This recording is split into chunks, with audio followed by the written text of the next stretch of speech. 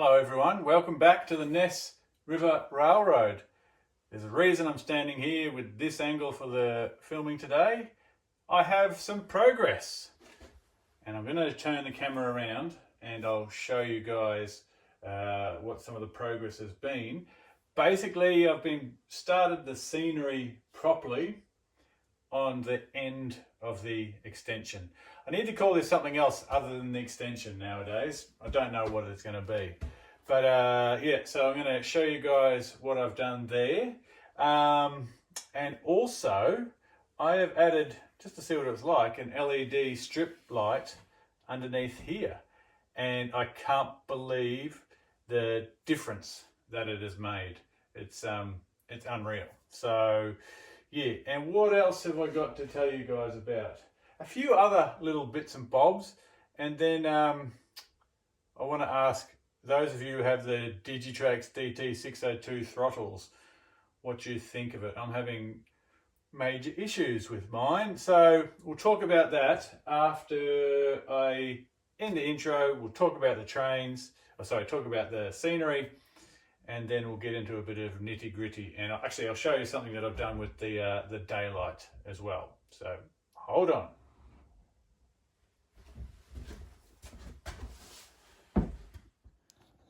Okay, everybody, I'm trying to hold my camera up nice and high, and you can see what's been going on the extension. So you've all seen this bit here ad nauseum, mind the tripod. Well, I've now started adding grass and ground cover to the extension. I've been painting rocks. I've been painting and ballasting track now that I was finally happy with it. I've put in a tunnel portal, which I'll of course weather in and everything like that. I've started making trees, but probably the most drastic thing is the colouring of the lake. This is my first attempt at it, and I've just done it with some Rust-Oleum rattle cans straight onto the baseboard with a little bit of other light coloured paint as a primer. And you know what? I'm pretty happy with it. From 3 feet away, it looks fantastic. There's a few bits I touched up here and there, or tried to touch up, which I've ruined. So I might sand it and just redo it again, but that's my little Highland Lake, maybe an old quarry or something like that. It's quite a bright colour, but I really, really like it. So there you go. Scenery on the extension has begun. Now, I'll end here and we'll go over to the other side. The other thing I've done is, as I said, I've added a LED light strip underneath this part of the new section, the extension, whatever we want to call it.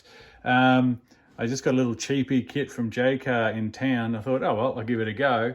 And it comes with all the controller and the power adapter and everything, so that's all good. And I'm so happy with it. I think I'll get some more LED tape and I'll get one of those little joiners and extend it. And I think that's going to be my solution for lighting up underneath the upper level. Yeah, it's just, I don't know, it really, really adds something to it, and I'm very, very happy with it. So, all right, nothing else has changed along here, just the lights, and then this area. And like I said, I started making trees. They're all just rough trees, of course. And I do have a video somewhere. I think I've got 2 videos. One is like the 5th video that I ever did, or something like that. And another one's like a live video that I did showing you guys how I make my trees. Nothing special. I make my trees the same way that many, many other people make their trees. So there's that. All right, let's talk about a few other little things. Okay, everyone, I'm talking to you from behind the camera for this one. So, my daylight, which I'm running at the moment, most of you who followed my page for a while will realise, or my channel, that I run the kinematic couplers on all my wagons. That's these fellas here. They're very thin little couplers that hook up into the bodywork, and they make the train, all the carriages, really, really nice and close. and give it that streamlined look, okay? But when it came to then the rake of coaches being hooked up to the loco, the gap was about here because of the standard couplers that came on the PB unit and also what comes on the coaches, okay? So, and it was also the same problem running, it's actually this end, between the PB unit and the tender of 4449. So what I have actually done is I have cannibalized some parts from other things. So my, let me just get this, my little cradle here. Put these in the cradle. So what I've done is I've actually taken the couplers that come on the Cutto Bethgons, these little horrible, not very good in operations things, but they're very, very secure, okay? I've taken that and I have got my Cutto coupler arm there, and what I do is I take out that coupler, take out the pin that it's mounted that holds it in place, and then I put in this static coupler instead, and it works really, really, really well. You can't, they're not good for running an operation session, so to speak, but for my daylight, well, you don't, you know, that's just a through train for me. That's just an excursion train. So if I put him back on the tracks, and then I drop in the coach, it's a little bit fiddly. There he goes. Make sure I've got him on the track. There we are. And see how close that runs it. It's really, really good. I really like that. So yeah, there you go. Just a little thing that I do on my daylight rake. All right. So one of the other things I wanted to find out is, anyone else have weird issues with their DT602D throttle? So I got this a while ago and it was all going hunky-dory, but it's turned into a real pain, a real liability. It does strange things. Now, you'll be winding up, you'll be notching up on the throttle and your loco will start, and then it drops back to 0. Or you just give it 1 or 2 clicks and then it goes up to 50% throttle. It does really strange things. A friend of mine came over to run trains a couple of weeks ago, and I had the big boy on there, and then the big boy died, and I was like, oh no, you know, not exactly the cheapest loco in the world, but for some reason the throttle sort of hid it. I don't know how to describe it. And so I took it off this throttle, and then I put him on the old UT4, you know, the old basic throttle, and it came to life and worked perfectly. And I've been having some issues, well, I thought I was having issues with a couple of my B classes, which I ran earlier in the video, or later in the video, depending how I edited it all together. And I thought one of them kept on dying, but for some reason the throttle was just like hiding it or something. It disabled it. And so same thing. And then I put it onto, then I put it just onto the old UT4 throttle, and it all worked perfectly fine. So it's really, really frustrating. I have, the first one started doing the jumping around thing, and I took it back to where I bought it from and I got it replaced. But is the same thing going to happen with if I get it replaced again? Now, my friend was saying that some people he read on a forum maybe had firmware updates or something. I am hopeless with computers. I wouldn't know where to start to do a firmware update, so I don't know exactly what to do. It's the N-Scale convention in Wangaratta this weekend. I might take it along there. Someone else might be able to help me with the gremlins, but if it keeps on going the way it's going, it's going to get rid of it and get something else, because it's not a cheap throttle. I'm not going to sell someone a lemon, and yeah, it's just making running trains really, really difficult and sending me around the twist, because I think I've got locos that are playing up, but it's all just in this throttle. So if any of you guys have any idea of a solution to that, please let me know. I might actually, I'll do a little video of how the throttle's behaving, so hold on. Okay, so let's see if this thing does it. We'll try and keep an eye on the throttle there, the percentage. I've got my B class going there. Oop. See how it just jumped from 0 to 10, just like that. Oh, and it's just jumped up to 19. Oh, no, okay, 10% throttle, cruising along. Just making sure we get our focus right here. 1, 0, 1, 1. You can see, look, 10. Okay. Doing something strange there. 15, one click, down to 11. One click, 20. So you can only imagine that when I'm trying to, and see, yeah, I turned that back to 0 and then it just went to 4% throttle itself. So if any of you guys out there have a, yeah, if you look, I'm just turning the throttle up there. And see how it's just one click at a time I'm going, and then it just jumps around. I'm going down on the throttle, it went up then. So you can only imagine, all right, that's quite a loud loco that, I'm going to turn him off. Righto. So I'll stop this and I'll turn the camera back around and probably say goodbye. So there we go. If any of you guys have an idea of what I can do with that throttle, please let me know.